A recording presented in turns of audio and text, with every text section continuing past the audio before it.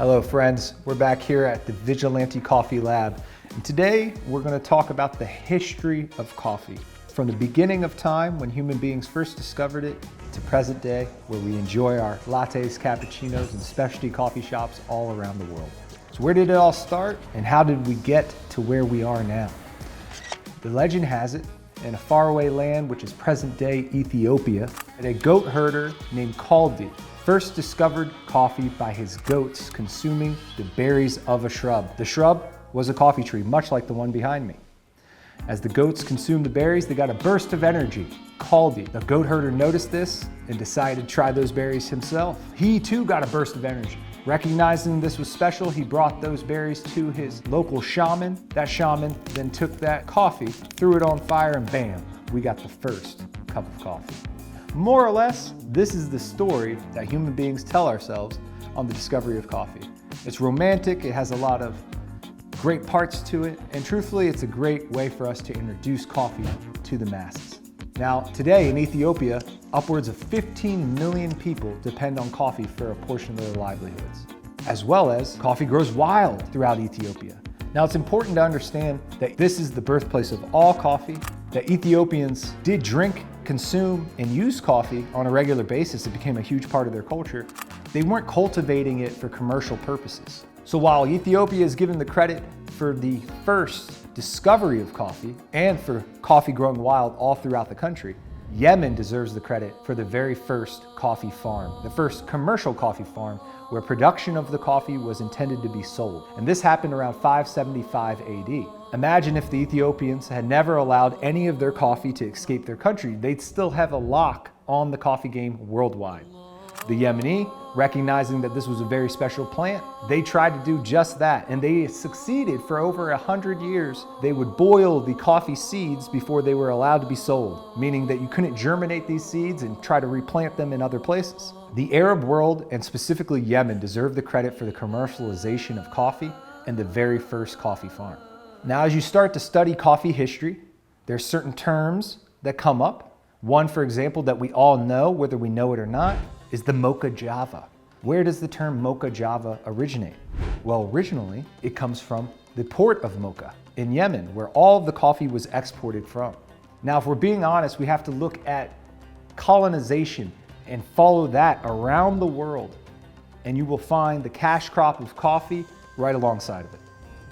Now, one of the first colonizers, the Dutch. The Dutch were not well known for pleasantries when they went to these places and colonized. Specifically within Indonesia, they had ruled there for over 300 years, and they treated the Indonesians extremely poorly, using them for labor, resources, spices, food, you name it. So they were having access to coffee and discovering it, and they succeeded in 1614 in first transporting a coffee plant back to Holland. Once they got that plant there, it lived amongst the gardens of the wealthy, of the royalty. It became commonplace for a lot of royalty to gift other royalty coffee plants. This was the beginning of how coffee came to be around the world. By 1658, the Dutch had begun to spread around the globe, and one of those places was present-day Sri Lanka, at that time known as Ceylon. This was the first place of the very first commercial coffee farm for the Dutch. That plant that they brought back from Yemen went on to become the progeny for over 17 million coffee plants grown throughout that island. However, the experiment was short-lived. Due to inclement weather and coffee disease, the plants all failed. However, they didn't give up there, and they attempted it a second time. By 1699, after success in Ceylon, the Dutch decided to plant coffee in their second colony, which was known as the Netherland Indies, aka Indonesia, specifically within the island of Java. Today, we've all heard the term a cup of Java, and this is where that originates from. By the 17th century, the French wanted to get in the coffee game as well. And the Dutch, they gifted the royalty of France a coffee tree. That coffee plant went on to live in gardens within the French royalty for many years until they decided to make it into a cash crop and plant it in their colonies as well. That particular plant went on to become the progeny for all coffee within South America, Central America, the Caribbean, and Mexico. Now, as we go through coffee history, there are particular stories that truly exemplify what these people went through to make coffee a worldwide commodity. A French naval officer by the name of Mathieu de Clou decided that he wanted to be the first person to transport the coffee plant back to those colonies and start the first French commercial coffee farms. The first journey from France to the Caribbean failed miserably. His coffee tree died in transit. On the second attempt, he planted the coffee tree just before he left and used his own water rations so as to be able to keep the plant alive throughout the journey. A lot of his shipmates were extremely jealous that he had this motivation to finish the journey and to create something special. I'll read you a line directly from the journal of Mathieu de Clou. Water was lacking to such an extent that for more than a month I was obliged to share the sanctity ration of it assigned to me with this my coffee plant, upon which my happiest hopes were founded and which was the source of my delight. By 1726, the first commercial coffee farm had been established by the French in Martinique, and by 1770, over 19 million coffee trees had been planted throughout Martinique. So in the 1600s, you have the Dutch that bring the coffee to Indonesia. By the 1700s, you have the French starting to take coffee to their colonies. Reunion Island near the coast of Africa, Martinique within the Caribbean. By 1727, the Portuguese want to get in the game, so they established their first coffee plantation, where? Their colony of Brazil.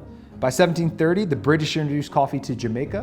1740, the Spanish missionaries introduced coffee to the Philippines. By 1748, the Spanish introduced coffee to Cuba. 1775, the Spanish introduced coffee to Guatemala and Puerto Rico. 1790, the Spanish introduced coffee to Mexico. By the 1800s, the Kingdom of Hawaii was introduced to coffee. Chief Boki, the governor of Oahu at the time, was gifted seeds from Brazil. He used these and planted them in the island of Oahu. This was common that gifts of coffee plants, coffee seeds were given to royalty. Most Americans don't realize that Hawaii was known as the Kingdom of Hawaii until the 1950s, when it was annexed as a state of the United States. By 1892, a sugar grower introduced a different varietal to the Big Island of Hawaii in the region of Kona. This is where all Kona coffee came from. In the 15th century, Sufi monasteries, where monks would have religious ceremonies throughout the entire evening, needed coffee to stay awake. This was the first way in which coffee was consumed and enjoyed to stay awake during nightly prayers. It remained primarily a religious drink for a long time, eventually finding its way into mainstream society. By the early 15th century, coffee had spread to Persia, Egypt, Syria, and Turkey. The people became so fond of the beverage that, disregarding it for its religious associations, they made it into a secular drink, enjoying it at all times of the day in what we call kafakans, the first coffee shops. This was a completely new concept because the masses had not had an opportunity to gather and discuss ideas, art, history, politics in a place like this yet. In fact, many emperors, rulers tried to outlaw coffee at several points throughout history, never fully succeeding, coffee making its way to the mainstream time and time again. The Muslim world was consuming coffee at increasing rates. However, the Christian world was not yet drinking coffee. It took until the Pope himself declared the drink a holy drink, and at that point, Christians got the green light to start consuming coffee. True story. A bishop for the Pope brought the coffee to the Pope and said, "This is the devil's drink." The Pope said, "Well, before we declare it that, I need to try it first." After a few sips, he said, "No, my son, this is God's drink, and now it is a Christian drink." In the coffee world, there are two major species of coffee, Arabica and Robusta. In America and in most wealthy coffee countries, we consume Arabica coffee, mainly because it tastes better, but also because it has a slightly less caffeine content, and we taste that bitterness within the cup when it's too caffeinated. By 1615, coffee had found its way to Europe in Venice, Italy, known as the wine of Arabia. Today, we call it Arabica coffee. This is where the term originates. People believe that coffee came only from the Muslim world, particularly Yemen, and this is how it got the title Arabica coffee. At first, coffee was just used mainly for medicinal purposes. It was extremely expensive and mainly the wealthy were using it. Does this remind us of any other kind of crop currently in America today? Marijuana. By 1645, the first coffee shop opened in Venice, Italy. By 1652, the first coffee shop opened in Oxford, England. By 1672, the very first coffee shop opened in Paris, France. By 1683, Vienna, Austria opens their very first coffee house. In the early 1600s, when America was first being colonized by the British, odds are the very first people that brought knowledge of coffee were the first colonists: the Dutch, the French, the Spanish, or the English. By 1624, the Dutch colony known as New Amsterdam, aka New York, imported coffee. It was primarily served in taverns and alongside other beverages. By 1670, the first official record of coffee was mentioned in the New England colony. And the first license to sell coffee was issued to a woman named Dorothy Jones in the Boston colony. Between 1670 and 1765, tea is the most popular drink in North America, thanks to the marketing efforts of the British East India Company.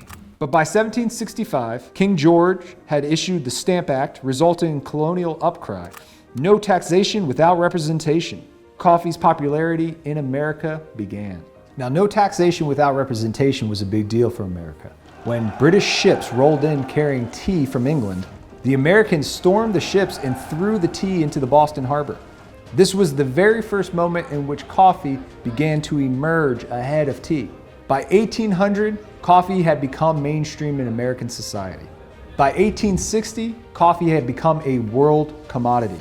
Now, it's important to understand what a commodity is. Commodity is available all the time, everywhere, at all times. Take this particular stretch outside of our roastery in Hyattsville, Maryland, along the Route 1 corridor. Every business, every household, every hotel has a coffee maker in it, and odds are you can go in there and have yourself a cup of coffee. That, my friends, is a commodity, much like rice, much like tea.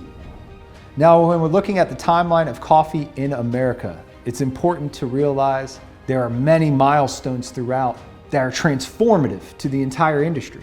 And some big players that are still around today started back then. In 1850, a little company known as Folgers got its start in the coffee game. In 1861 to 1865, the Civil War within America dramatically increased the consumption of coffee. Soldiers out in the field consumed coffee for multiple reasons. 1, to stay warm. 2, to suppress hunger. And 3, motivation, to give them extra boost to go out and fight. By 1890, the practice of coffee cupping, the act of trying the coffee before you bought it, was implemented. That's kind of wild to think about. People were buying coffee before ever trying it just a little over 100 years ago. By 1892, Maxwell Coffee House is established. Maxwell Coffee House originally was just a blend that had been created by an entrepreneur. There was a hotel called Maxwell in Tennessee. This gentleman, this new entrepreneur, asked the hotel to carry his coffee, and they said, no, thank you. He said, I'll give it to you for free if you'll just serve it, and let's see what the customers prefer. They served that coffee. It became such a hit that they switched over to this entrepreneur's coffee. He was humbled by it, and he chose the name Maxwell, the name of the hotel, as the new name of his company. And that's where we get Maxwell Coffee House from. Help me out, will you? Harold hates my coffee. What kind do you use? Instant Folgers. Between 1900 and 1970, the dark days of coffee in America begin. Instant coffee. By 1971, a little coffee company that you may have heard of today called Starbucks opened. Now, the original Starbucks didn't sell cups of coffee, lattes, ventis, all these drinks that we've come to know today. Back in the day, you would go to Starbucks to just get your beans. And that was a novel idea because most people were buying instant coffee or pre-ground. Now, where did the original founders of Starbucks learn to roast? Because it is a craft after all. One might not look much further than Peet's Coffee, another American staple. Who would have believed that Americans would line up by the millions to pay $4 for a cup of coffee? By 1987, a marketing expert had joined the company of Starbucks, then at 6 locations, and wanted to buy the company. The original founders said okay, and they sold it to Howard Schultz. He then turned it into the behemoth we know today by taking the Italian coffee experience of espresso, macchiato, cappuccino, and lattes, and infusing it with the whole bean store that Starbucks was at that time. The very first trial of this took place in Chicago, and it was not called Starbucks, it was called Il Giornale. Successful out the gate, within a few years, Starbucks were beginning to show up all throughout America. By 1995, the grandfathers of the specialty coffee game, Stumptown Coffee out of Portland, Counterculture Coffee out of Durham, North Carolina, Intelligentsia Coffee coming out of Chicago were established. This was the first early days of what we call the third wave coffee movement. By 2002, George Howe and other specialty coffee pioneers began to separate the difference between specialty coffee and commodity coffee, setting standards that are still in place today. By 2005, specialty coffee begins to grow at a faster rate than commodity coffee, taking over metropolises such as San Francisco. By 2020, specialty coffee is dramatically impacted by the coronavirus pandemic, dramatic reduction in retail businesses worldwide. However, there was a silver lining. With increased e-commerce, specialty coffee roasters were for the first time able to bring the world's best coffees to people's doorstep, helping them brew amazing cups through tutorials and online videos, and showing people the beauty of having a great cup of coffee each day. Today, most specialty third wave coffee shops are small, locally owned, independent businesses. There are a total of 36,000 coffee shops in America today. 29,000 of them are Dunkin' and Starbucks. You tell me if there's room for more locally owned specialty coffee shops.